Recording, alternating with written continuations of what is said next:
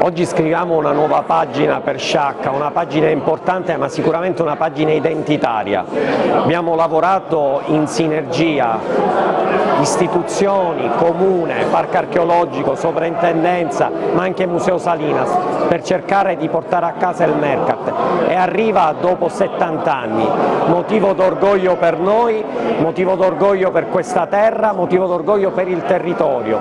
Abbiamo lavorato tutti insieme per cercare di ottenere un risultato epocale che va a testimoniare lo straordinario lavoro fatto all'assessorato ai beni culturali in termini di tutela ma anche di fruizione del nostro patrimonio culturale. È un giorno importante perché si riapre uno spazio culturale che era chiuso, si porta di nuovo a casa un elemento culturale che era diventato ed è iconico per il territorio di Sciacca. Quando si riaprono questi luoghi la comunità se ne giova non solo tutto il mondo, ma la comunità ne apprezza perché lo sente vicino, lo sente proprio, questo non fa che aumentare l'amore per il mondo dei beni culturali.